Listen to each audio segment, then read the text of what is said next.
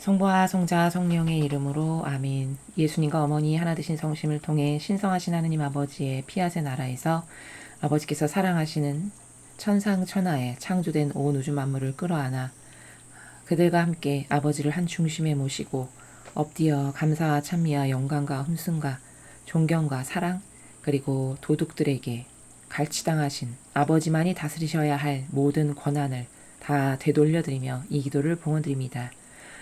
사랑하는 아버지, 저희들은 저희들의 자유의지가 인간의 뜻, 자아를 완전히 꺾어 송두리째 뽑아 아버지께 봉헌드립니다. 이 역겨운 인간의 것, 변질된 하로부터 온 것을 다 가져가 주시고 예수님과 성모님의 정신과 가르침과 모범, 그리고 두 분의 아름다운 속성, 그것만을 저희들에게 새롭게 주시옵소서. 그리하여 그것으로 매일 성모님의 태 안에서 새롭게 탄생하여 본연의 창조의 목적과 그 질서에 걸맞는 반향을 하면서 살아가는 저희가 될 수 있도록 그리고 본연의 자신으로 다 되돌려 주시옵기를 간곡한 갈망으로 청원드립니다. 아버지, 대한민국의 빨갱이 공산주의 세력과 적그리스도가 하나 되어 그리고 카발이 머리에서 주도적으로 이들을 조종하며 이 나라를 완전히 패망한 나라로 이끌어가고 있습니다. 그들 모든 세력을 아버지 뜻하고는 무관한 모든 세력을 하나도 남김없이 다 송두리째 뿌리째 캐내고 뽑아내어 아버지 대전 앞에 갖다 바쳐서 드리오니 이것들 위에 불을 내려주시옵소서. 소돔과 고모라를 멸하실 때 유황불을 쏟으셨던 것처럼 불을 내려주셔서 모조리 멸망케 해주시옵소서. 그리고 아버지 뜻에 올바르게 반영하고 순종할 줄 아는 선의 세력, 그들이 이 나라의 지도자, 리더, 그리고 다스리는 그런 새로운 세력들이 될 수 있도록 축복하여 주시옵소서. 이 모든 기도 우리 주 예수 그리스도 이름으로 기도드리나이다. 아멘. 성부와 성자와 성령의 이름으로 아멘.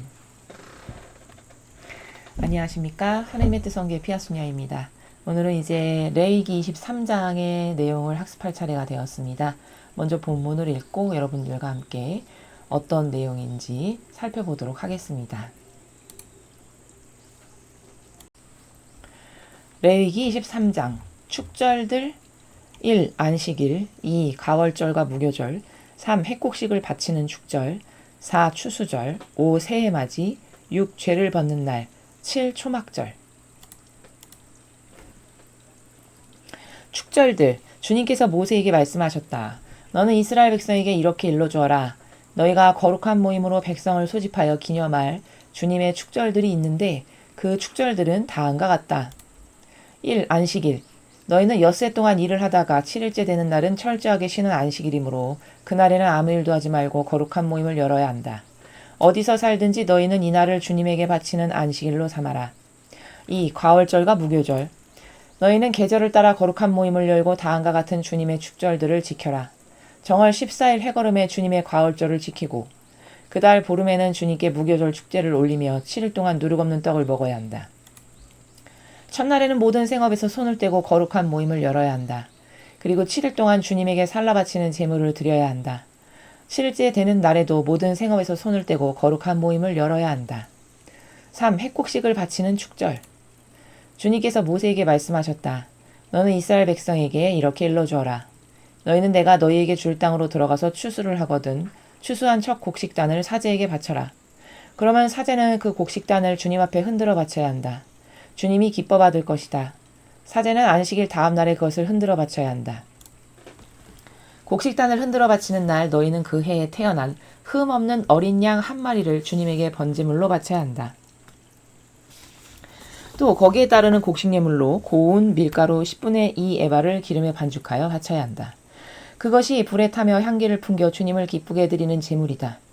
또 제주로 포도주 4분의 1 흰을 바쳐야 한다. 너희가 이렇게 너희의 하느님에게 예물을 바치는 바로 그날이 되기 전에는 빵도 볶은 미랄도 풋니삭도 먹지 못한다. 이것은 너희가 어디서 살든지 대대로 길이 지킬 규정이다. 4. 추수절. 너희가 곡식단을 흔들어 바친 그 안식일 다음 날로부터 만 7주간을 보내고 맞이하는 그 7째 안식일 다음 날까지 세면 50일이 될 것이다. 그때 너희는 새로운 곡식 예물을 주님께 바쳐야 한다. 흔들어 바칠 예물로 고운 밀가루 10분의 2 에바로 만든 빵 2개를 누룩을 넣고 구워라. 너희가 사는 곳에서 그것을 가지고 주님께 와서 만물로 바쳐야 한다. 이 빵과 함께 그해 태어난 흠없는 어린 양 7마리와 소떼 가운데서 황소 1마리와 순양 7마리를 끌어다가 주님께 번제물로 바쳐야 한다. 거기에 따르는 곡식 예물과 제주도 바쳐야 한다. 이것이 불에 타며 향기를 풍겨 주님을 기쁘게 드리는 제물이다. 또 너희는 순염소 1마리를 속죄제물로 바치고 그해 태어난 어린 양 2마리를 칭죄제물로 바쳐야 한다. 사제는 이것들을 만물로 드리는 빵과 함께 주님 앞에 흔들어 바쳐야 한다. 이것들은 주님께 바친 거룩한 제물로서 사제의 몫이 된다. 바로 그날에 너희는 모임을 열어야 한다. 너희가 열 모임은 거룩한 모임이므로 모든 생업에서 손을 떼어야 한다. 이것은 너희가 어디서 살든지 대대로 길이 지킬 규정이다. 너희가 사는 곳에서 추수할 때 곡식을 모조리 거두지 말고 거두고 남은 이삭도 줍지 말며 가난한 자와 외국인이 줍도록 남겨놓아야 한다. 나 주님이 너희 하느님이다. 5. 새해 맞이. 주님께서 모세에게 말씀하셨다. 너는 이스라엘 백성에게 일러라. 7월 초하룻날 너희는 쉬어야 한다. 나팔을 불어 거룩한 모임을 알려야 한다. 너희는 모든 생업에서 손을 떼고 주님께 제물을 살라 바쳐야 한다. 6. 죄 벗는 날. 주님께서 모세에게 말씀하셨다. 7월 10일은 죄 벗는 날이다. 그날에 너희는 거룩한 모임을 열고 단식하며 주님께 제물을 살라 바쳐야 한다. 이날 하루 동안은 어떤 일도 하지 못한다. 이날은 죄를 벗는 날로서 너희의 하느님 주님 앞에서 너희의 죄를 벗기는 예식을 올리는 날이다. 이날 하루 동안 단식하지 않는 사람은 누구를 막론하고 결례로부터 추방해야 한다. 이날 하루 동안 무슨 일이든지 일을 하는 사람이 있으면 나는 그를 결례로부터 추방하리라. 너희는 어떤 일도 하지 못한다. 이것은 너희가 어디서 살든지 대대로 길이 지킬 규정이다. 그날은 너희가 철저하게 쉬어야 할 안식일이요 단식을 해야 하는 날이다. 그달 9일 저녁부터 다음 날 저녁까지 너희는 일을 중단하고 안식하여야 한다. 7일 초막절. 주님께서 모세에게 말씀하셨다. 너는 이스라엘 백성에게 일러라. 너희는 7월 보름부터 7일간 초막절을 지내며 주님께 예배 드려야 한다. 그 첫날은 거룩한 모임을 여는 날이니 모든 생업에서 손을 떼어야 한다. 7일간 주님께 제물을 살라 바쳐야 한다.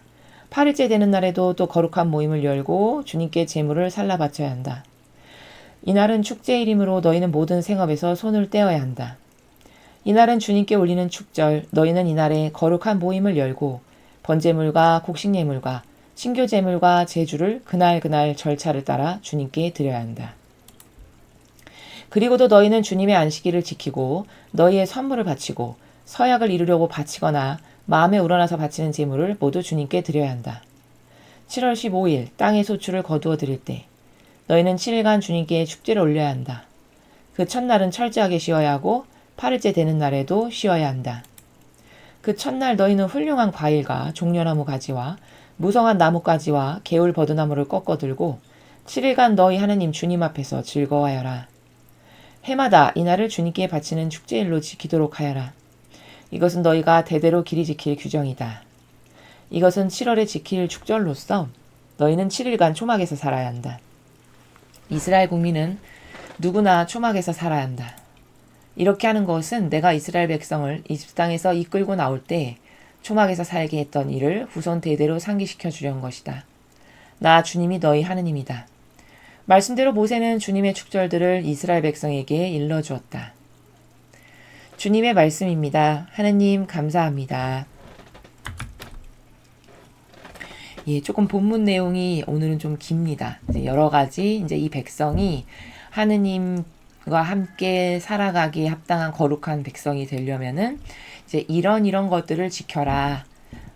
어떤 기념일, 축제일 이런 것들을 지키라고 지금 아버지께서 하나하나 가르쳐 주시는 그런 내용이었습니다. 먼저 우리가 지난 시간에 학습한 것을 잠깐 복습하면요. 지난 시간에는 거룩한 제물을 먹는 규정이라든가 또 하느님 마음에 드시게끔 제물을 바치는 법 이런 것에 대해서 아버지께서 말씀을 하셨습니다. 그래서 거기 보면은 제물을 하느님께 드릴 때 뭐 다리 저는 것, 흠 입는 것, 눈이 하나 없는 것 이런 건 절대 드리면 안 된다. 흠 없고 가장 좋고 예쁜 것 그렇죠? 소출된 것 중에 가장 좋고 예쁜 것으로 하느님 아버지께 드려야 한다. 그리고 이제 제물을 사제가 이렇게 제단에서 바쳤잖아요. 그럼 이제 그것을 먹을 때도 사제가 먹는 것은 아버지가 기본적으로 인정을 하시는데 먹으라고. 이제 그 밖에 다른 사람들은 사제와 하나 된 가족 있죠. 부모나 자식이라든가. 이제 그런 경우만 그 제물을 같이 먹을 수 있다. 아주 이렇게 철저하게 아버지께서 질서를 가르쳐 주시는 것을 볼 수 있었습니다. 그래서 심지어 지난 시간에 보면은 딸도 시집을 갔으면 오히려 그 제물을 못 먹는데 사제가 부리는 종인데 돈을 주고 내 소유로 샀어. 그래서 나랑 같이 사는 종이야. 그럼 오히려 그 종은 나누어 줄 수 있다. 이렇게 말씀하시는 나라입니다. 그럼 우리가 지난 시간에 학습한 것 중에서 중요한 것은 여기 제가 이렇게 간단하게 적어 놓았는데요. 첫째는 하느님께서 원하시는 방법대로 사랑을 드려야 된다는 겁니다. 그러니까 이런 거죠. 거룩한 분에게 뭔가를 바친다는 것은 굉장히 조심스러운 일이에요. 왜냐하면 그 분의 격에 맞게끔 바치지 않으면 오히려 모욕과 역경을 드리게 되죠. 내가 의도하지 물론 않았어도 의도하지 않았지만 너무 거룩하고 고결하신 분께 뭘 바칠 때는 거기 티 하나 흠 하나 없나 이렇게 쓸고 닦고 호호 부는 마음으로 예를 들면 그렇게 드려도 조심스러운 것이 이 정신이 맞다라는 거예요. 우리도 왜 어른께 뭔가 선물을 드릴 때 아무렇게나 막 사서 드리진 않죠. 제대로 된 사람이면. 고르고 포장까지도 신경 쓰고 이게 필요하실까 어떤 걸 좋아하실까도 한참 생각하고 어떤 이런 사랑과 정성이 들어가잖아요.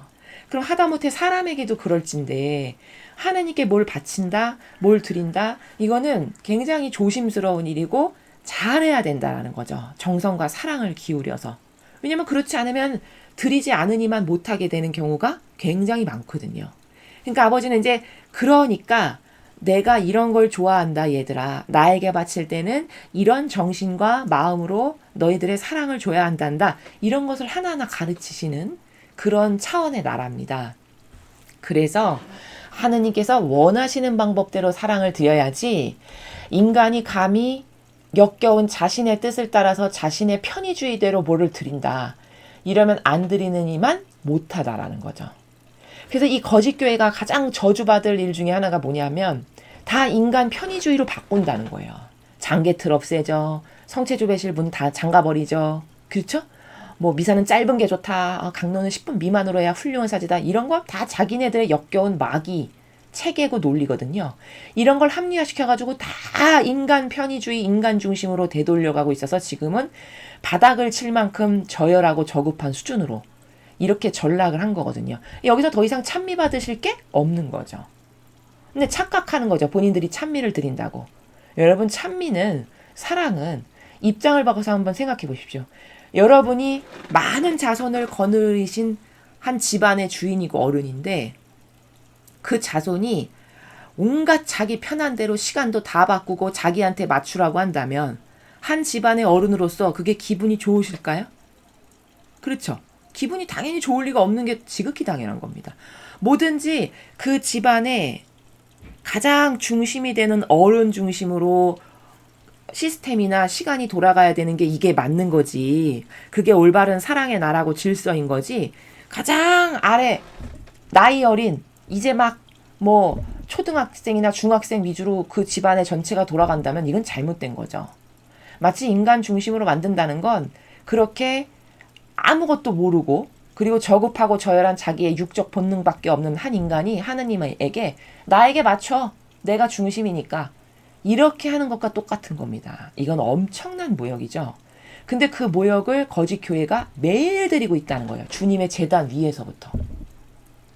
그 배치부터도 다 틀린 거거든요. 하느님 중심의 배치가 아닙니다. 감실막 한쪽으로 치우치고 오히려 사제가 한 중앙에 왕처럼 떡하니 앉아서 온갖 찬미를 다 받고 이런 배열 구조 자체가 다 마귀가 인간 중심으로 다 변질시켜가지고 마귀가 찬미 받는 걸로 다 변질시킨 겁니다. 그러니까 더 이상 찬미 받으실 게 없어요. 사실 그 교회에서. 거기서 사랑의 향기를 느끼실 것도 없고 거기서 기쁘실 것도 없습니다. 왜냐하면 존중과 사랑하는 것을 하나도 받지 못하시니까요. 그래서 우리가 이건 너무 쉬운 건데 인간의 질서에서도 어른께 기쁨을 드리려면 그 어른 중심으로 그 집안에 속한 모든 자손들이 맞추고 그 어른을 위해서 희생을 하고 이럴 때 그 어른이 아, 내가 존중을 받는구나 라고 느낄 수 있고 기쁘고 행복한 것처럼 하다못해 인간에게도 그렇다면 하느님께는 어떻게 드려야 하는가. 그래서 그런 것을 너무 모르니까 이 백성이 지금 아버지는 하나하나 가르쳐 주시는 거예요. 나에겐 이런 걸 바쳐야 된다. 인간이 왜곡된 사고방식으로 잘못 생각하면 이렇게 생각할 수 있거든요. 아니 무슨 자신에게 바치라는 걸 저렇게 아주 피곤하게 하나하나 다 저렇게 섬세하고 자세하게 말을 해. 이렇게 생각하는 마귀도 있습니다. 분명히. 근데 그거는 받기를 좋아서 나에게 이런 거 가져와 마치 권위주의 인간처럼 절대 하나님이 그런 분이 아니세요. 이건 순전히 인간을 위한 규정과 질서인 거고 인간을 위한 규정과 질서라고 말할 수밖에 없는 논리는 뭐냐면 천상의 질서가 이 세상적 질서와 달라서 그런 건데 저런 철저한 질서를 지키죠. 그럼 하나님은 그 영혼에게 사랑과 은총을 쏟아 부으실 수밖에 없어요. 왜냐하면 제가 나를 저렇게 사랑해서 나랑 하나 되려고 하는구나. 나에게 순종하는구나. 저 순종하는 것에 합당한 은총을 줘야지. 이렇게 되는 거니까 사실은 이것을 지키는 것이 인간을 위한 거란 겁니다. 우리에게 뭔가를 하나라도 더 주시고 싶으신 아버지의 마음이라는 거예요. 근데 인간은 단편적이고 인간적이고 근시안적이니까 당장 희생이 많이 들어가야 되고 뭔가 번잡스럽고 복잡해. 그러면 싫어요. 그리고 뭘 저렇게 받는 것을 좋아하죠, 저분은. 이렇게 거꾸로 생각한다는 거죠. 마귀적 사고방식으로. 이건 엄청난 오해라는 거죠.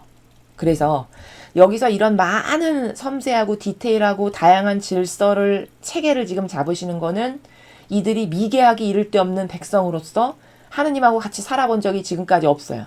맨날 이집트에 가서 노예살이 종살이나 했던 수준이에요. 그러면 어른을 어떻게 모시고 살아야 되며 어른께는 어떤 사랑을 어떻게 드려야 기뻐하시는 거며 이런 걸 전혀 모르는 전무 상태죠. 그러니까 그런 천방지축인 자녀들에게 아버지께서 나랑 하나 되려면 나랑 같이 살려면 너는 이런 거를 지켜야만 내가 너를 더 많이 사랑할 수 있고 더 많은 은총으로 축복할 수 있으니 얘들아 이렇게 하렴 이렇게 가르쳐 주시는 나라다. 이렇게 봐야 된다라는 겁니다. 그 다음에 두 번째 줄 은총 중에 가장 큰 은총은 하나 되는 것의 중요성을 깨닫는 은총이다. 제가 이렇게 적었는데 왜냐하면 아버지가 이런 말씀하시죠. 시집간 딸이 있어. 그러면 그 시집간 딸도 네가 제사를 바친 거룩한 음식은 못 먹는다 라고 하셨어요. 근데 종이 있어. 네가 부리는. 네가 돈을 주고 샀어. 네 소유야. 그러면 그 종에게는 이 거룩한 음식을 좀 나눠줘도 된다. 이런 나라예요. 그러면 이거는 자식보다도 종이 하나 되었기 때문에 더 우선시되고 대우받는 거죠. 그렇죠? 더 은총을 누리기에 합당하다라는 겁니다.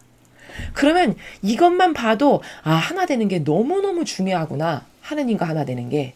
저 정도로 하나 되는 건 매우 중요한 거구나. 제가 말씀드리는데 인생에서 제일 중요한 건요. 여러분 누구랑 하나 되느냐예요. 수많은 사람이 다 마귀랑 하나 돼 있거든요. 자기 자아를 따르는 것 자체가 이미 마귀랑 하나 된 거예요. 내가 좋아지는 것에 그렇게 혈안이 되어서 살잖아요. 세상 사람이. 그것 자체가 목숨은 붙어서 지금 육신은 살아있을지 모르지만 영적으로 봤을 때 그 영혼은 이미 죽은 거예요. 왜? 일평생 자기만을 위해서 살고 하느님과 하나 되어 맺은 열매는 단 한 개도 없으니까. 죽고 나면 어딜 가겠습니까? 뻔뻔하게 얼굴 들면서 저도 천상 가겠어요. 그러면 갈 명분이나 이유가 있나요? 너는 나랑 하나 되어서 맺은 열매가 뭐니? 이렇게 물어보시면 뭐라고 대답을 하나요? 일평생 저만을 위해서 저를 위해서 내 가족만을 위해서 살았는데 거기 하나님을 위해서 한 게 뭐가 있습니까? 그러면 자격이 안 되는 거거든요.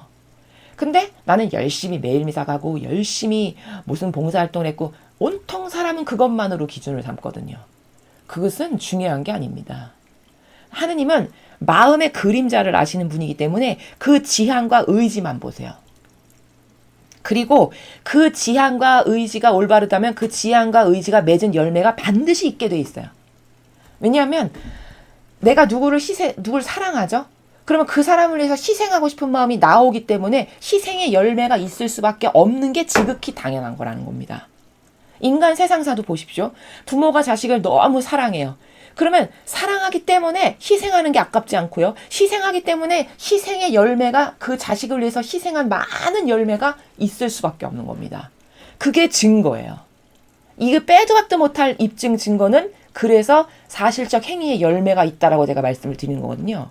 근데 입으로만 내가 뭐 사랑을 하니까 하나님 사랑합니다. 알렐루야 아멘 이렇게만 한다.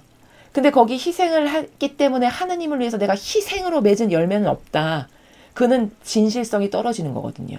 사람은 하느님을 닮은 아버지 모상을 닮아서 창조됐기 때문에 아버지를 닮은 속성이 당연히 있어요. 그것이 뭐냐면 사랑을 진짜 하면 희생이 나간다는 거예요. 이건 부모 자식 간의 관계만 살펴보면 너무 100% 이해가 되는 나라예요. 어머님이나 아버님 자식에서 희생하는데 아까운 거 있으신가요? 없죠. 아마 목숨이라도 내놓으라면 다 내놓으실걸요? 자식이 해서 내가 죽으라 그러면 내가 죽지. 이러실 부모님들이 많아요. 그럼 이게 실제적 열매죠. 이렇게 행위가 나가는 거잖아요. 그럼 하나님을 위해서도 그런 사실적 어떤 희생의 행위가 나갔을 때 그게 진실이지, 그게 진짜 사랑이지. 이 세상 사람들이 다 속아서 저렇게 마귀 빨갱이랑 왜 하나 되냐. 입에만 있는 것을 진실이라고 착각하기 때문이에요.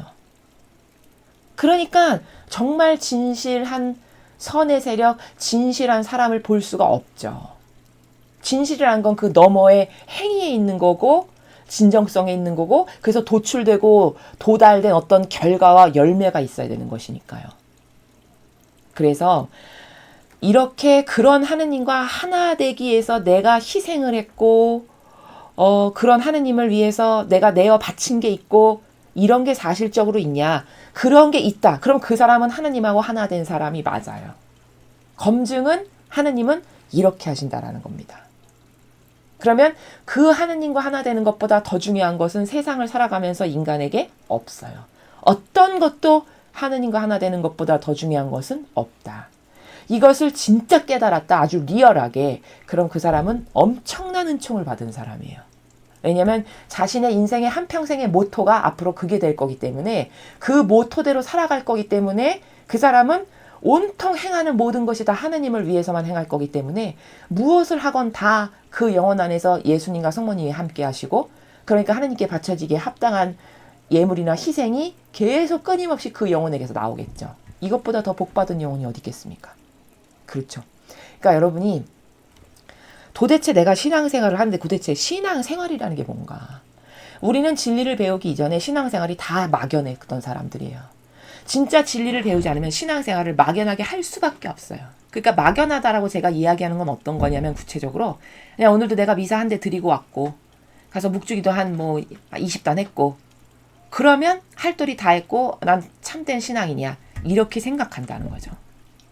물론 그것이 아주 쓸모가 없다는 말이냐 그렇게 이야기할 수는 없어요. 왜냐하면 그것을 하는 정신이 어떤 마음과 정신에서 그런 것을 드렸느냐에 따라서 이것도 또 다 천차만별로 갈라질 세계거든요. 그렇기 때문에 그걸 완전히 단정할 수는 없지만 대다수의 많은 사람은 그냥 피상적으로 그걸 단순하게 그냥 마치 습관처럼 한단 말이죠. 그럼 이건 아무 소용이 없다는 거예요. 이해가 되시죠? 제가 말씀드리고자 하는 의도를 아시겠죠? 그래서 이런 신앙이라는 건 우리가 다 본질적인 거고요. 신앙은 의미의 나라고요. 그렇기 때문에 진정성이 너무 중요하고 양심이 너무 중요하고 다 이런 나라예요. 근데 이런 건 눈에 보이지가 않잖아요. 그렇죠? 그리고 하느님과 나와의 관계에서 내 양심에서만 작동되잖아요. 아, 내가 오늘 이거 아버지께 잘못했어. 이거는 누가 알려줄 수 있는 게 아니라 본인의 양심이 정직하면 깨닫고 뉘우칠 수 있는 이런 마음속 깊은 곳에서 교감으로 이루어지는 이런 나라들인 거지 이게 남의 눈에 드러나거나 보이는 게 아니기 때문에 그래서 스스로가 자꾸 점검을 해야 되고 그래서 마귀에게 내가 유린당하지 않으려면 이 본질과 속을 볼 줄 아는 그러니까 우리가 진리를 배우는 거거든요. 본질을 꿰뚫는다. 속의 의지를 본다. 이거는 하느님께 은총받지 않고는 불가능해요. 피상적으로 모두 다 볼 수밖에 없지. 근데 자꾸 진리를 배우고 그 세계의 관점을 열다 보면 그 관점이 점점 열려서 보이지 않는 차원의 세계의 것만 보이게 돼요. 나중에는. 이해가 되시죠? 자, 이렇게 눈이 열리는 것이기 때문에 여러분들이 꾸준하게 진리를 계속 학습하시면 그런 차원이 점점 열리게 된다. 이런 것을 더불어서 말씀을 드립니다.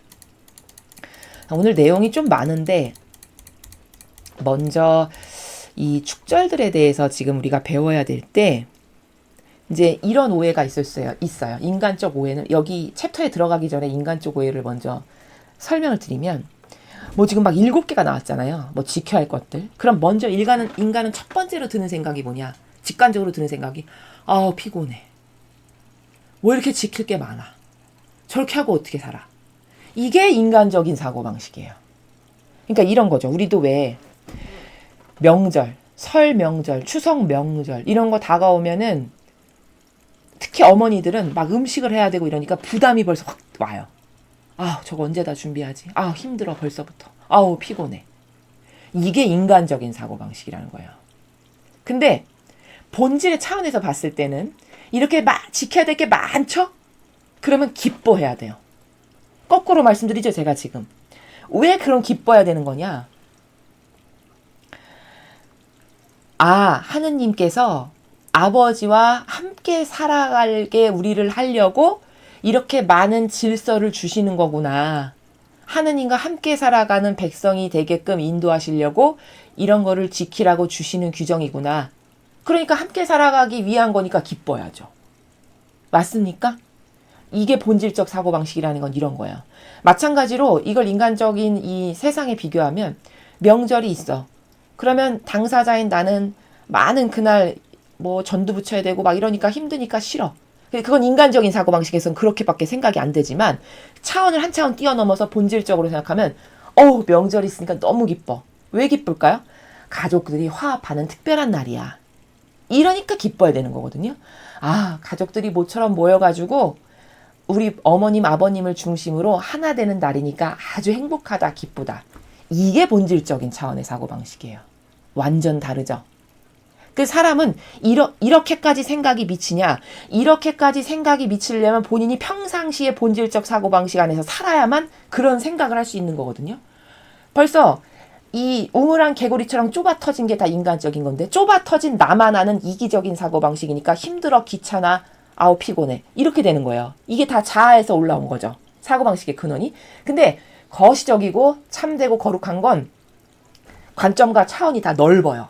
다 포용적이에요. 그러니까 내가 힘들어 라는 것을 뛰어넘어서 어떻게 생각합니까? 모처럼 가족들이 다 모이네, 기쁘다.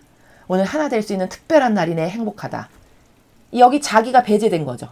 그쵸? 그러니까 자기가 배제됐을 때만이 거시적이고 근원적이고 신적인 차원의 사고방식을 할 수가 있게 되는 거예요. 그래서 제가 여러분에게 자기를 버려야 됩니다. 자기 의지를 죽여야 됩니다. 안 그러면 인간은 패망합니다. 왜 그렇게 말씀을 드리냐? 지금 똑같은 현상인데 사고하는 수준이 다르죠. 한 사람은 피곤해, 힘들어, 이거 언제 끝나, 또 이걸 내가 왜 해야 돼? 이 수준이지만 똑같은 현상인데 한 사람은 행복하다, 기쁘다, 모처럼 가족이 하나 되겠구나. 얼마나 달라요, 차원이. 맞습니까? 인간적인 것과 신적인 것은 이렇게 다른 겁니다. 여기도 마찬가지로 지금 수많은 축절들이 있어요. 7개가 있어요, 무려. 근데 이것은 기쁨의 차원이고 영예의 차원이지 피곤해, 힘들어, 이걸 또 언제 일일이 지켜, 왜 이렇게 피곤해, 하느님의 자녀로 사는 건 왜 이렇게 피곤한 거야. 이게 다 인간적 자아에서 올라온 사고방식에 살면 여기에 갇히게 된다는 거예요. 그러니까 발전이 없는 겁니다. 이해가 되셨죠? 자, 이런 오해를 먼저 풀고 들어가야 되는 거고, 그 다음에 여기 보면은 뭐 가월절, 무교절, 초막절, 죄 벗는 날 엄청 많아요. 근데 다 그때마다 제물을 바치거든요. 근데 제물을 바치는 게 공통점인데 이렇게 많은 제물을 바치는 이유가 뭘까요? 생각해 보셨습니까? 이렇게 많은 제물을 바치는 이유는 우리가 죄인이잖아요. 근데 죄를 다 갚으려면 뭔가 대신 바쳐지는 게 있어야 되겠죠. 내 죄를 용서받으려면. 즉 다시 말해서 이 죄인인 우리가 죄를 다 갚아가지고 깨끗한 영혼이 되게 하려면 희생 제물이 많이 바쳐져야 하죠. 그래서 아버지께서는 이렇게 무슨 때마다 희생 제물을 바치라고 말씀하시는 거예요. 그러면 다시 말하면 본질적으로 뭘 바치라는 건 누구 때문이에요? 누구를 위해서요? 우리를 위해서라는 거 아시겠죠? 우리를 깨끗하고 정결한 영혼이 되게끔 하시려고 제물을 바침으로써 용서해 주시면서 그래서 깨끗하고 정결한 영혼이 돼서 아버지랑 함께 살아가는데 무리가 없는 그런 영혼들이 되게끔 하시기 위한 아버지의 특별한 배려지, 이것도 사람이 생각했을 때는 어떻게 생각할까요? 하느님은 뭐 이렇게 받고 싶으신 게 많아. 맨날 저렇게 많은 소와 양을 다 어떻게 잡아 바쳐? 이런 생각 할까요? 안 할까요? 이런 생각 얼마든지 해요. 인간적이면. 이렇게 차원이 달라지는 겁니다. 자, 그래서 이런 축일들을 이제 기념하는 본질적 의미와 인간이 어떤 오해를 갖고 있는가, 그 오해가 왜 잘못됐는가를 먼저 서두에서 말씀드렸습니다. 자, 본문을 보면 주님께서 모세에게 말씀하셨다. 너는 이스라엘 백성에게 이렇게 일러주어라. 너희가 거룩한 모임으로 백성을 소집하여 기념할 주님의 축절들이 있는데 그 축절들은 다음과 같다. 먼저 안식일. 너희는 엿새 동안 일을 하다가 7일째 되는 날은 철저하게 쉬는 안식일이므로 그날엔 아무 일도 하지 말고 거룩한 모임을 열어야 한다. 어디에서 살든지 너희는 이 날을 주님에게 바치는 안식일로 삼아라. 자, 안식일에서 괄목할 만한 우리가 꼭 알고 넘어가야 될, 짚어야 될 중요한 건 뭐냐면 안식일은 지금 현재 우리가 알고 있는 일요일이 아니라 토요일이라는 것. 일요일이 된 이유는 이 그리스도교가 그 당시에 패권국이었던 로마 시절에, 로마 제국 시절에 로마가 거의 그 일대 전부를 다 지배하던 그 정도로 막강한 제국일 때 가톨릭 신자들만 다른 이제 흡수된 민족들은 자기 말을 잘 듣는데 이 가톨릭 신자들만 말을 안 듣는 거예요. 유일신 사상으로 똘똘 뭉친 사람들이다 보니까 이 유대인들이. 그러니까 자기네 어떤 절기 이런 거 지키는 거를 너무 열심히 하고 타협을 안 해. 그러니까 그때 그 로마의 황제가 머리를 쓰기를 안 되겠다. 그러니까 다스리기가 너무 나쁘니까 타협을 한 거죠. 쉽게 말하면 로마 제국에 이 그리스도교랑 그렇게 해서 서로 타협을 함으로써 안식일로 정해진 날이 썬데이라고 하는 일요일이 썬데이잖아요. 그 태양을 숭배하는 날이거든요. 말 그대로 그 썬데이라고 하는 일요일을 우리는 이제 앞으로 안식일로 한다라고 그 타협하는 과정에서 생긴 날이 오늘날 우리가 알고 있는 안식일인 일요일이에요. 그러니까 원래 성경에 나오는 안식일은 이 일요일이 아니라 토요일입니다. 여기서 이걸 우리가 알아야 되는 거고 그 다음에 여기 뭐 쉬어야 된다라고 자꾸 강조하시는 이유는 제가 예전에 설명했지만 쉬는 것에 방점을 둬서 생각해야 될 게 아니고 저 말씀의 뉘앙스는 그날을 기념할 줄 알아야 된다는 거예요. 무슨 날인지, 의미가 뭔지, 이날 뭘 해야 되는 건지. 그날은 오로지 아버지를 위해서 내가 일주일 동안 살면서 생업에 종사하면서 아버지랑 소홀하게 했던 수많은 시간들 회개하고 뉘우치고 오늘 하루만이라도 마음 안에 계신 아버지랑 계속 속삭이면서 교감을 나누면서 살아가야지. 그러려니까 일을 안 해야 될 거 아니에요. 그쵸? 아버지를 자꾸 의식하고 일주일 동안 서운하게 해드렸던 걸 내가 배상보석도 하고 이런 것을 되새겨야 되니까 일을 하지 말고 쉬어라 라고 하는 말씀인 것이지 그 차원의 의미지 무조건 쉬어야 돼. 거기에만 방점을 두고 생각하는 것은 약간 부족한 의미다. 자, 이렇게 이야기를 드리는 겁니다.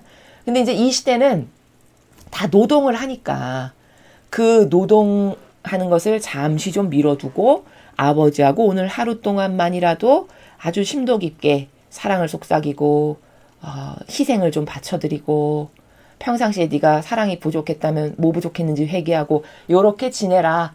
그러려면 좀 노동을 줘야 되겠지? 이런 차원에서 말씀하시는 거다라고 제가 예전에도 설명했습니다. 여기 2절에 하나 좀 지나간 게 있네요. 자, 여기 보면은 거룩한 모임으로 백성을 소집하여 기념할 주님의 축절들이 있는데 이렇게 말씀하셨어요. 그러면은 거룩한 모임이라고 아버지가 명칭을 하시죠? 앞으로 있을 이 축제들을 거룩한 모임이라고 하셨어요. 그러면 거룩한 모임을 갖으시는 이유가 뭘까? 그거는 이 백성들을 교육하기 위해서예요. 교육하기 위해서. 그러니까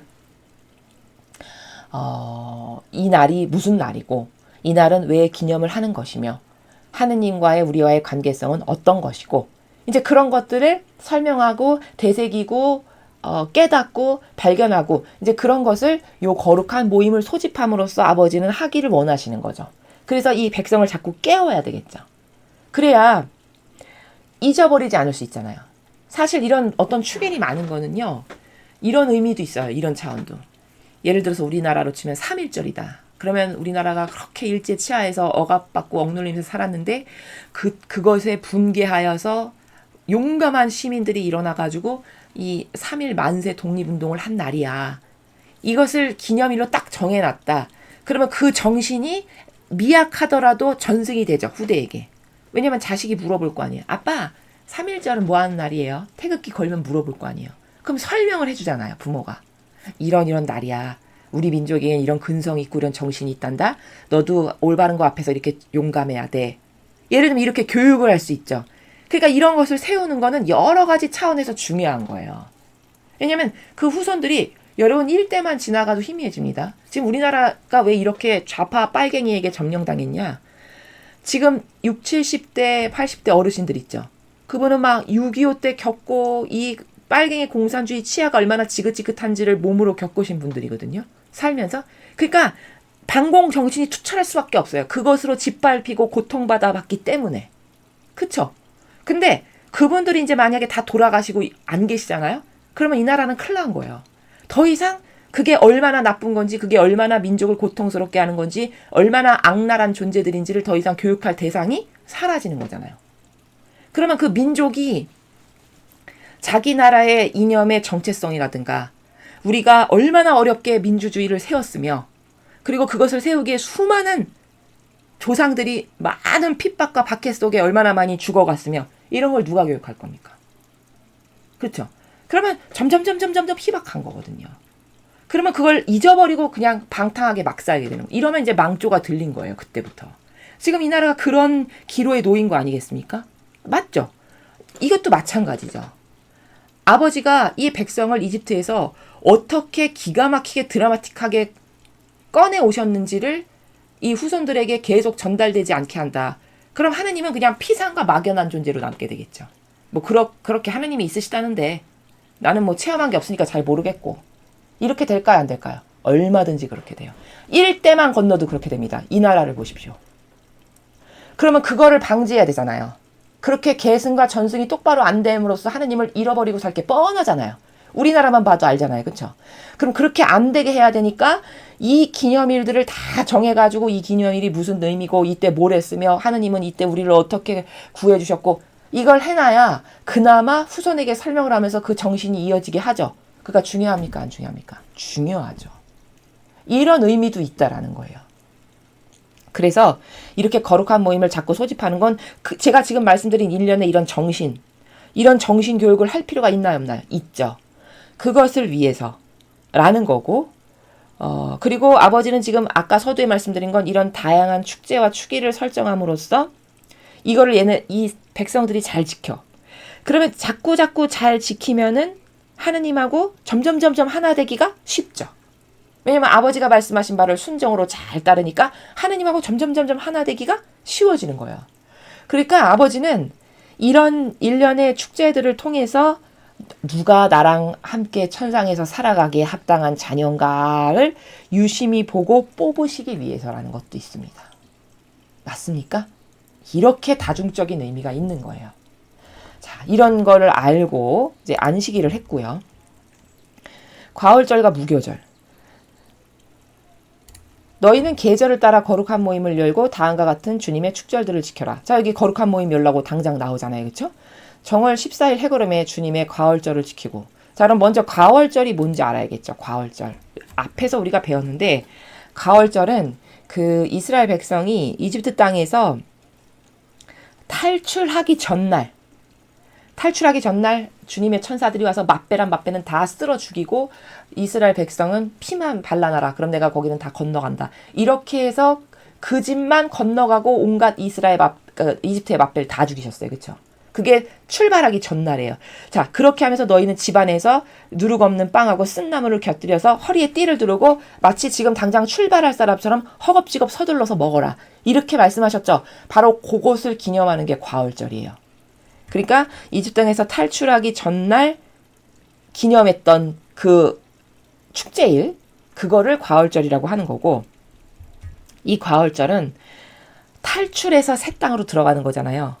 그러니까 사실 천상에 들어가기 전, 그러니까 천상에 가기 위한 하나의 예표와도 같아요. 상징적 의미가. 이스라엘 백성이 적과 꿀이 흐르는 가나안 땅으로 들어가기 전에 준비했던 것처럼 마치 우리가 천상의 나라에 가기 전에 준비하는 것과 같은 예표, 그 상징의 예표다라고 할 수 있고요. 그 다음에 이제 무교절은 그렇게 해서 탈출했잖아요. 탈출해서 그들이 허겁지겁 나와가지고 제대로 뭘 챙겨온 게 없어가지고 그 홍해바다를 건너기까지의 일주일 동안 누룩 없는 빵을 먹으면서 지냈던 그 일주일의 기간이 있죠. 그게 무교절이에요. 그래서 무는 없을 무고 요 교가 누룩을 뜻해요. 누룩. 그러니까 누룩 없는 것을 먹는 날이다 해서 무교절이에요. 이해가 되시죠?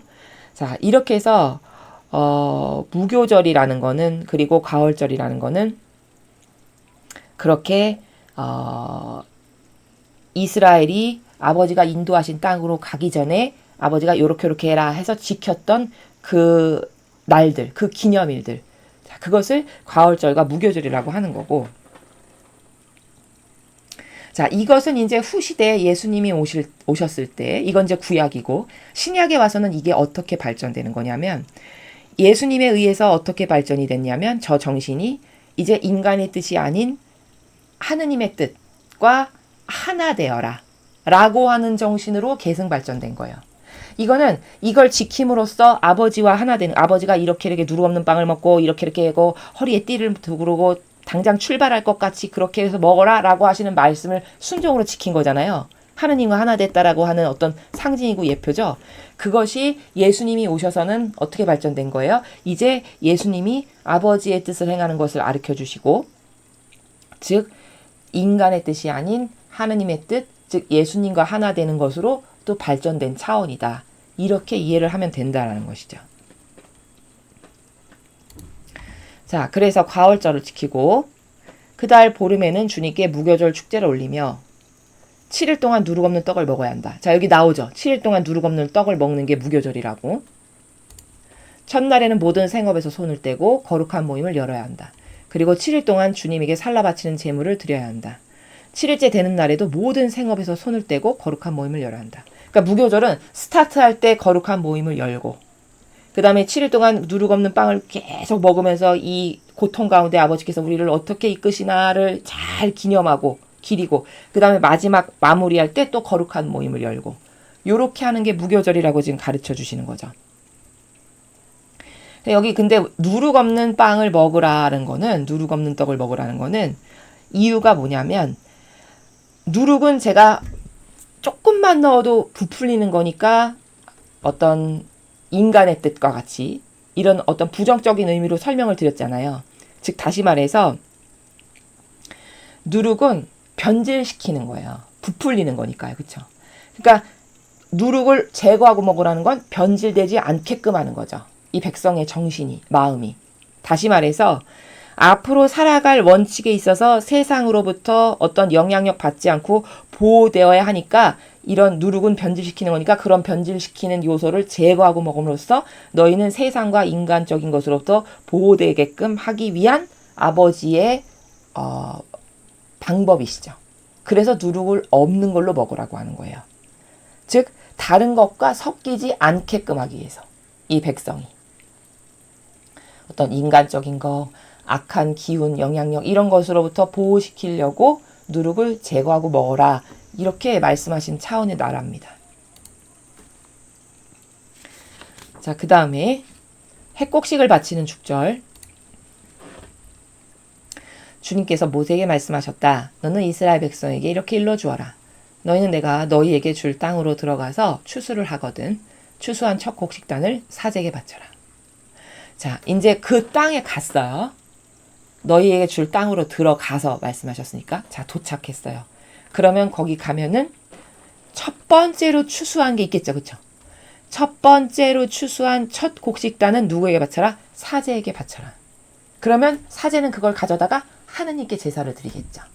그러니까 지금 어떤 예의범절을 가르치시는 거냐면 아버지의 권리를 가장 먼저 존중해 드려야 된다라고 하는 질서, 그 예의범절을 백성에게 가르치시는 거예요. 왜냐면 이 백성은 아무것도 모르는 천반지축이니까. 그냥 자기 입으로만 들어가는 것밖에 모르는 수준이잖아요. 그러니까 얘들아, 이렇게 나를 모시고 산다는 거는 나의 몫을 너희가 먼저 아버지를 공경하고 사랑하는 마음으로 챙길 줄 알아야 되는 거야. 그거를 가르치시는 거죠. 그래서 아버지 권리를 먼저 존중해 드려야 한다. 이런 곡식을 열매 맺게 하신 아버지 사랑에 감사할 줄 알아야 된다. 이거를 가르치시는 거고요. 그럼 사제는 그 곡식단을 주님 앞에 흔들어 바쳐야 한다. 주님이 기뻐 받을 것이다. 사제는 안식일 다음 날에 그것을 흔들어 바쳐야 한다. 자, 안식일은 아무것도 하지 말라고 그랬으니까 그 다음 날 바치라고 여기서도 이렇게 말씀하시는 걸 알 수 있죠.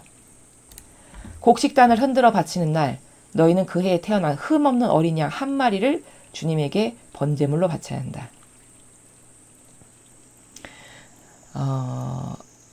곡식만 바칠 것이 아니라 그 해에 태어난, 이제 거기 가서 뭐 농사를 짓고 가축을 기르고 그러면 이제 첫 번째로 얻어지는 소출이 있을 거 아니겠어요.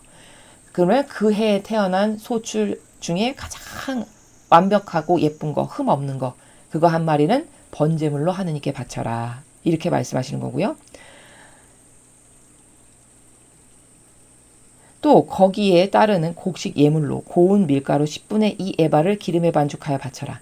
자, 양 한 마리 바쳤고 앞에 그 곡식단 하나 바쳤고 그 다음에 밀가루, 곡식 예물로 나온 것 중에 고운 밀가루 10분의 2 에바에다 기름으로 반죽해가지고 또 이거 바치고, 그럼 그것이 불에 타며 향기를 풍겨 주님을 기쁘게 드리는 제물이다. 또 제주로 포도주 4분의 1 흰을 바쳐야 한다. 자, 이렇게 다양한 종류를 가르쳐 주시죠. 다양한 종류를 아버지께 가장 먼저 바쳐라. 그러면 이런 걸 바칠 때 정성이 들어가잖아요, 사람에. 그쵸?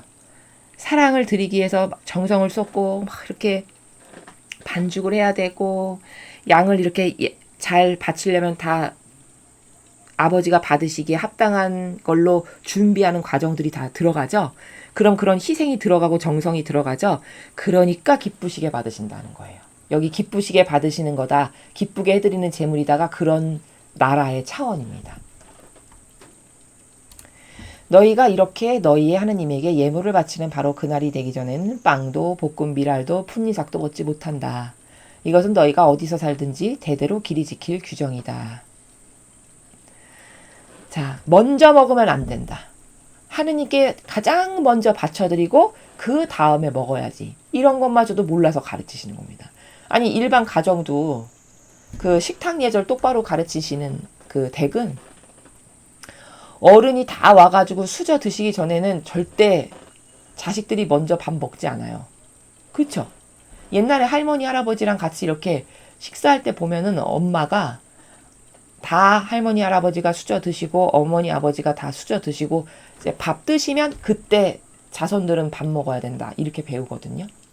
그럼 사람도 그렇잖아요. 그게 기본이고 질서고 예의죠. 그럼 하느님은 어떠하실까요? 하느님께는 더 해야 되겠죠. 그걸 지금 가르치시는 겁니다.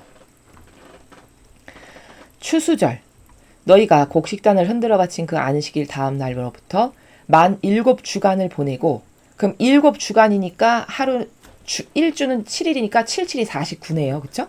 49에다가 맞이하는 그 7째 안식일 다음 날까지 세면 50일이 되다. 그 안식일 다음 날이니까 하루를 플러스하면 50일이 되는 게 맞죠. 그쵸? 자, 50일이 되는데 그때 너희는 새로운 곡식 예물을 주님께 바쳐야 한다. 50일이 되면은 새롭게 아버지께 바쳐야 된대요. 흔들어 바칠 예물로 고운 밀가루 10분의 2 에바로 만든 빵 2개를 누룩을 넣고 구워라. 여기는 이제 누룩을 넣고 구우래요. 그러니까 이거는 아까는 누룩 빼고 하라고 했잖아요. 지금은 왜 누룩을 넣고 하라고 그러냐. 아까는 그 땅에 와서 첫 번째로 나는 소출, 이런 거니까 특별히 부정한 것이 들어가면 안 되지만, 이제 여기는 이미 이 땅에 와서 이제 정착하고 살기 시작했어. 첫 번째 것도 다 바쳐드렸어. 그러니까 이거는 사실 친교제물이에요. 하느님께 드리는. 그때는 누룩을 넣고 구워도 된다. 이렇게 말씀하시는 거고요. 너희가 사는 곳에서 그것을 가지고 주님께 와서 만물로 바쳐야 한다. 이 빵과 함께 그 해에 태어난 흠 없는 어린 양 7마리와 소떼 가운데서 황소 1마리와 순양 7마리를 끌어다가 주님께 번제물로 바쳐야 한다. 거기에 따르는 곡식 예물과 제주도 바쳐야 한다. 이것이 불에 타며 향기를 풍겨 주님을 기쁘게 해드리는 제물이다. 여기 보면은 좀 특이한 게 흠없는 어린 양 7마리, 그 다음에 순양 7마리. 그러면 쌍이죠, 쌍. 그쵸?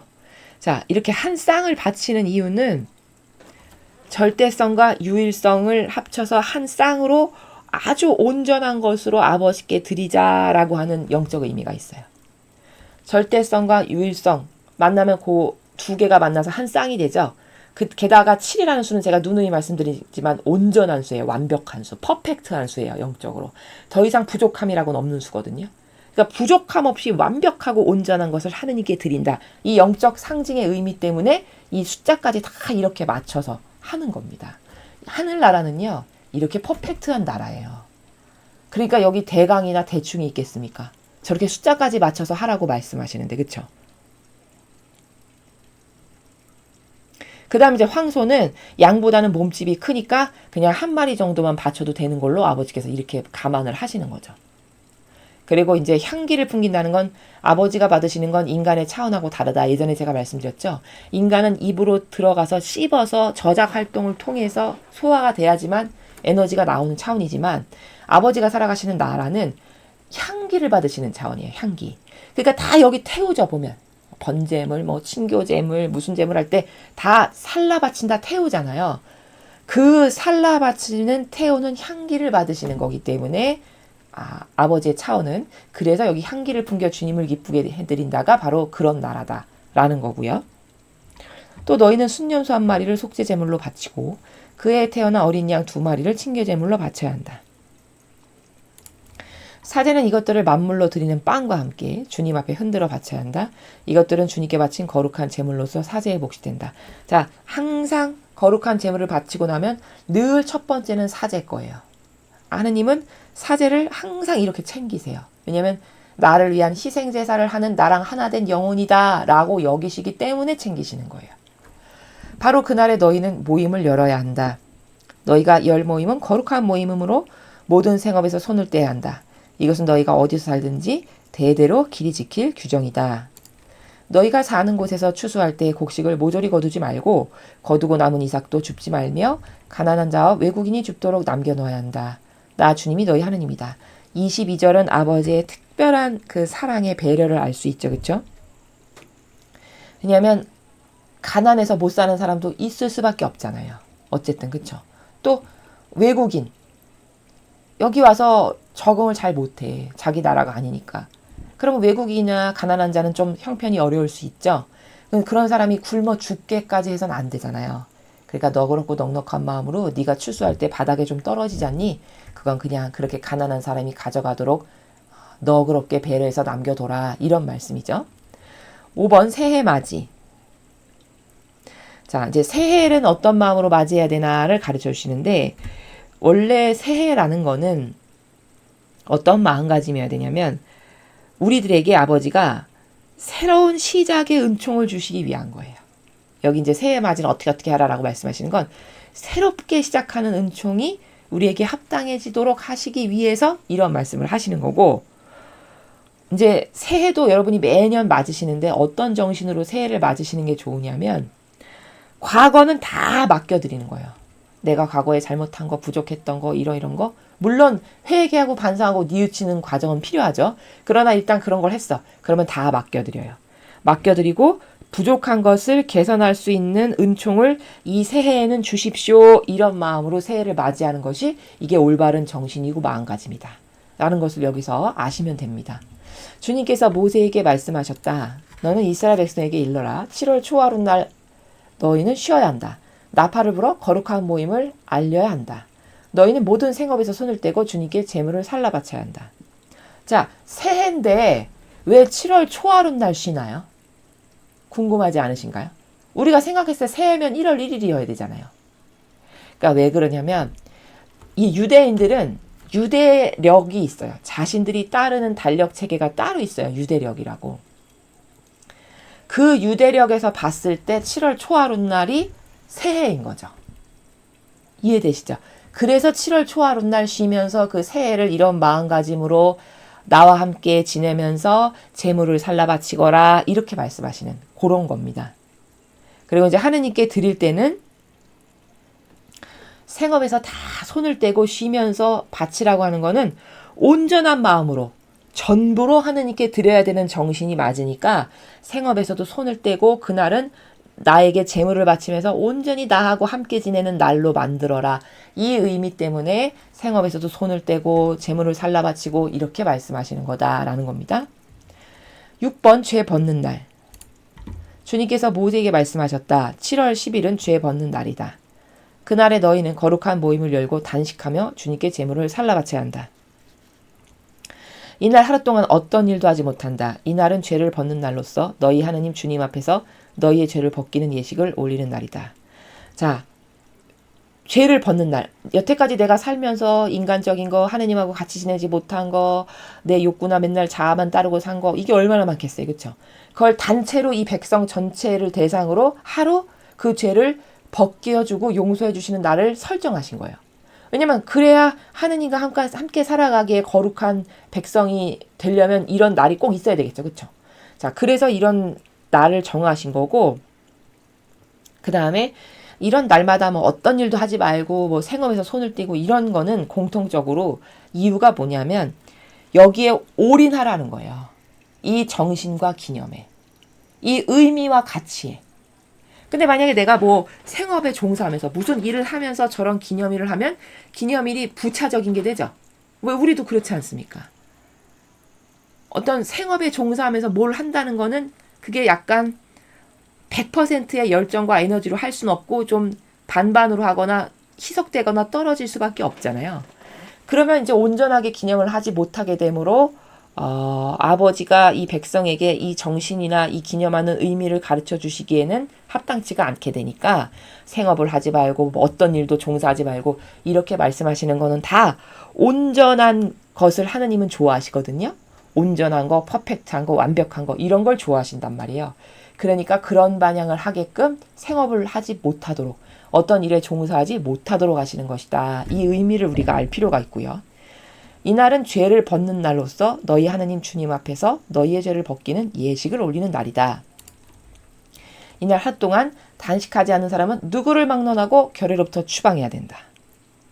이날 하루 동안 무슨 일이든지 일을 하는 사람이 있으면 나는 그를 결례로부터 추방하리라. 그러니까 29절 30절 단식 안 해. 내가 일하지 말라 그러는데 무슨 일을 해. 그럼 다 추방시킨다. 이렇게 말씀하시죠. 그러면 이거는 무슨 뜻이냐면 저런 사람이 있는데 그걸 그냥 허용적으로 하죠. 그러면 어떻게 되냐. 그 사람을 보고 주변 사람이 오염될까요? 안 될까요? 오염이 돼요. 야, 저렇게 돈도 벌면서 오늘 이런 기념일 지내네. 나도 나가서 생업해서 돈 좀 벌어야 되겠어. 이런 생각 할까 안 할까요? 하게 된다는 거죠. 인간은. 즉 저런 케이스를 그냥 좋은 게 좋은 거지. 하나님은 사랑이시니까. 만약에 이런 정신, 이런 마귀적 사고방식 안에서 포용하죠? 그러면 그게 다 주변으로 그 악한 영향력이 퍼져나가요. 오염됩니다. 오염. 전염돼요. 영적인 거는요. 0.1초만 해도 전염되는 나라라고 제가 누누이 말씀드리죠. 그렇죠? 그러니까 사람 눈에는 안 보이지만요. 그 은근한 기운이 퍼져나갈까요? 안 나갈까요? 퍼져나가요. 그러면 전체를 썩게 하죠. 변질되게 하고 온전치 못하게 하겠죠. 그러니까 격리시키고 추방하시고 이렇게 하는 거예요.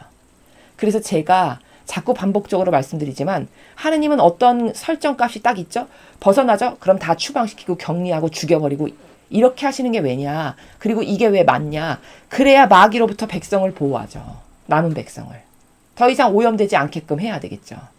그러려니까 이렇게 하시는 거고 이 방법이 맞다라고 제가 누누이 말씀을 드렸죠.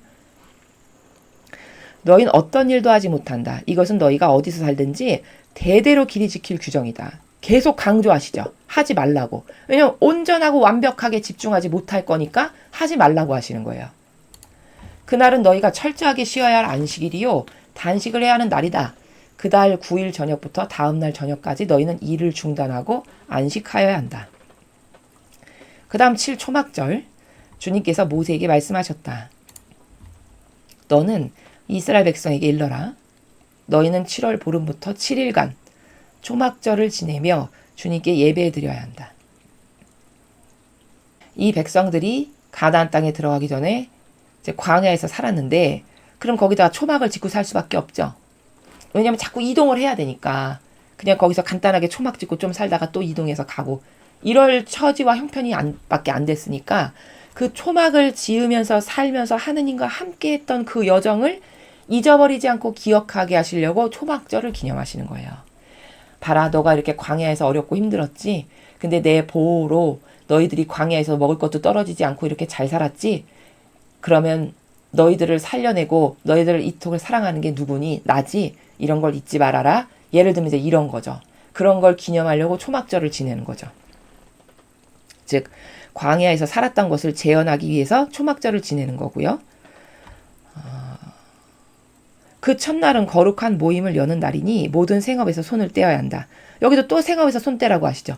근데 이제 아시겠죠? 왜 그런지 이유를. 그렇죠. 온전한 것으로 하느님의 기념일을 기념해야 되니까. 어떤 것에 신경이 분산되면 안 되니까. 완벽한 것을 하느님은 좋아하시니까. 그래서 이렇게 하라고 하시는 겁니다. 7일간 주님께 제물을 살라 바쳐야 한다. 8일째 되는 날에도 또 거룩한 모임을 열고 주님께 제물을 살라 바쳐야 한다.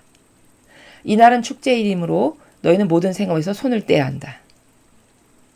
자, 많은 제물을 바치죠. 이렇게. 그렇죠? 8일째 되는 날도 바치고 7일간 주님께 바치고. 자, 이렇게 많은 제물을 바치는 이유는 이스라엘 백성들을 이집트 땅에서 데리고 나오면서 거기 맛배를 다 죽이고 많은 희생이 있었죠. 그렇죠? 그러니까 그 많은 생명을 죽였기 때문에 그 희생을 되갚는 행위를 그것을 기념하는 것으로서 이렇게 많은 제물을 살라 바치는 행위를 하는 겁니다.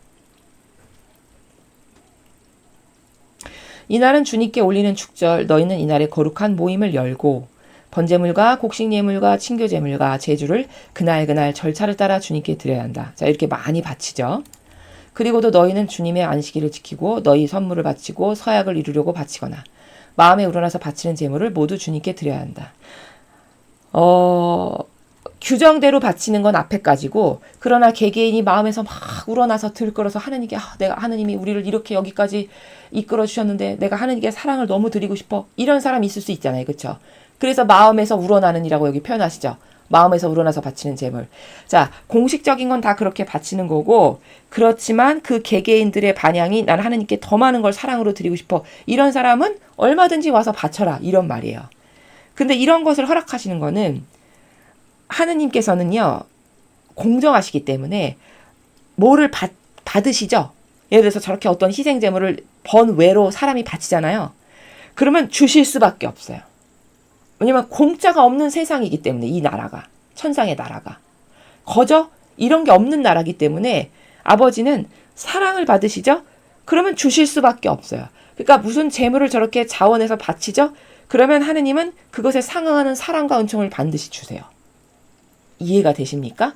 그러니까 사실은 사랑은 이렇게 주고받는 행위인 거거든요. 원래. 그래서 자녀들이 이렇게 사랑으로 바치잖아요. 그러면 뭘 주실 수밖에 없고, 사실은 뭘 주고 싶으셔서 너희는 이런 걸 바쳐라, 이렇게 말씀하시는 차원의 나라라는 걸 우리가 잊어버리면 안 된다는 거죠. 7월 15일 땅의 소출을 거두어 드릴 때 너희는 7일간 주님께 축제를 올려야 한다. 그 첫날은 철저하게 쉬어야 하고 8일째 되는 날에도 쉬어야 한다. 자, 이제 소출을 거두어 드릴 때도 일주일간 축제를 하는데 첫째 날 쉬고 마지막 날 쉬고, 아까 앞에서 거룩한 모임 첫 번째 날 하고 마지막 날 하듯이 같은 거죠. 그 첫날 너희는 훌륭한 과일과 종려나무 가지와 무성한 나뭇가지와 개울 버드나무를 꺾어 들고 그 7일간 너희 하느님 주님 앞에서 즐거워해라. 그러니까 이런 거예요. 이렇게 많은 소출을 우리에게 주신 하느님 찬미 받으십시오 하면서 막 나무가지를 꺾어서 흔들면서 기뻐해라, 이런 거거든요. 지금 40절의 행간의 나라가. 그러니까 마치 이런 거예요. 환호해라, 이런 은총을 주신 아버지께, 이런 거고, 이것은 후대에 예수님께서 이 세상에 오셨을 때 막 팔막가지를 흔들면서 알레루야 호산나 드디어 주님이 오셨다 이렇게 기뻐했죠. 예루살렘 백성들이. 그것의 예표죠. 예를 들면 이제 그 예표고, 이것이 신약에 와서는 예수님께서 그렇게 구현하셨고 같은 겁니다. 해마다 이날을 주님께 바치는 축제일로 지키도록 하여라. 이것은 너희가 대대로 길이 지킬 규정이다. 이것은 7월에 지킬 축절로서 너희는 7일간 초막에서 살아야 한다. 이스라엘 국민은 누구나 초막에서 살아야 한다. 이제 초막을 진짜 사실적으로 짓고 살면서 그렇게 고통스럽게 거기를 탈출해서 나오기까지의 과정을 떠올리고요. 이 백성들이. 그 과정에서 뭐 메추라기도 내려주시고 만나도 내려주시고 이렇게 해서 살았잖아요, 본인들이. 그럼 그 아버지 사랑이 얼마나 크신 사랑이었는지 이거를 기념하고 이런 걸 위해서 사실적으로 초막에서 살면서 그 정신을, 그 아버지 사랑을 잊어버리지 않게 하시기 위한 아버지의 기념일을 설정하시는 거다라는 겁니다. 이렇게 하는 것은 내가 이스라엘 백성을 이집트 땅에서 이끌고 나올 때 초막에서 살게 했던 일을 후손 대대로 상기시켜. 자, 여기 나오잖아요. 제가 말씀드렸죠. 후손 대대로 상기시키는 게 왜 중요한가? 왜냐하면 정신세계가 끊어질 걸 아버지가 아시는 거예요. 그렇게 상기시켜 주려는 거다. 그러나 기념일을 딱 설정해놨어. 그러면 마치 우리가 3.1절 지키듯이 초막절이 되면 부모가 가서 초막을 짓고 거기서 할 거 아니에요. 그럼 자식이 물어보겠죠. 아빠, 우리 저기 집 있는데 왜 여기다가 초막 짓고 왜 살아요? 이런 거 물어볼 거 아니에요. 그럼 부모가 그때 설명을 하겠죠. 우리는 하느님 때문에 구원받은 백성이란다. 우리가 이렇게 이집트에서 비참하게 매 맞고 종살이 하면서 살았어. 근데 하느님께서 있지? 맛배를 이집트 사람은 다 죽이고 우리만 살려두시고 그 다음날 홍해 바다를 가르시고 우리가 이렇게 살아나온 민족이야. 하느님 위대하시지? 이렇게 막 교육을 한다. 그럼 그 자손이 나의 신은 우리 민족을 다스리시는 신은 그렇게 위대한 신이시구나. 이렇게 생각을 할까요, 말까요? 하겠죠. 그럼 이게 잘 조금만 신경을 쓰면 전승이 될 수 있잖아요. 그렇죠? 이런 것 때문에 이렇게 많은 기념일이 존재하는 거라는 거죠. 나 주님이 너희 하느님이다. 말씀대로 모세는 주님의 축절들을 이스라엘 백성에게 일러주었다. 자, 이렇게 해서 44절까지 오늘 이제 23장 축절들에 대해서 배웠습니다. 참 긴데요, 본문이. 이제 하나 이 축절들을 지키는 의미가 뭔지, 그리고 뭘 많이 바치는 것은 이런 짐승이나 재물을 많이 바치는 건 왜 하는 건지, 또 이런 많은 기념일은 하느님이 사실은 우리를 위해서 이렇게 설정하신 거라는 거, 이런 중요한 사실들, 그리고 사랑은 이렇게 주고받는 행위라는 거, 사실 많은 것을 바치라는 거는 많은 것을 우리들에게 주시기 위한 아버지의 특별하신 사랑이라는 거, 이것이 인간의 사고방식하고는 얼마나 다른가. 굴절된 인간의 사고방식은 이런 걸 바치라고 하면은 귀찮아해. 너무 많이 바치는 거 아니야? 이렇게 어려워서야 어떻게 살겠어. 이런 왜곡된, 자기만을 위한 것을 추구하는 인간은 이런 왜곡된 사고방식을 할 수밖에 없다라는 거죠.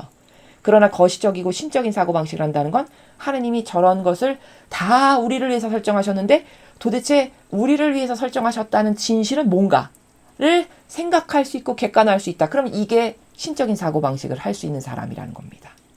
그럼 이 신적인 것과 자기를 위해서 살아가는 사람의 사고방식의 이 갭 차이가 얼마나 큰가요? 그렇죠. 그리고 이 오해 가운데 이 인간적인 것 안에서 쳇바퀴를 돌면서 죽게 하는 게 마귀의 계략이라는 것. 자, 이런 것을 오늘 우리가 23절을 통해서 배웠습니다. 우리가 하느님께 사랑을 드릴 때 어떻게 드려야 될지, 아버지가 우리를 위해서 베푸신 많은 은총과 자비는 얼마나 헤아릴 수 없이 많은 것인지를 오늘 하루 돌아보시고요. 내가 올바르게 감사를 드리지 못했다면 오늘 하루만이라도 지나간 많은 아버지의 사랑과 배려에 다시 감사드리고 회개하고 뉘우치는 그런 하루가 되었으면 좋겠습니다. 이상으로 레위기 23장 해설 강의를 마치겠습니다. 감사합니다.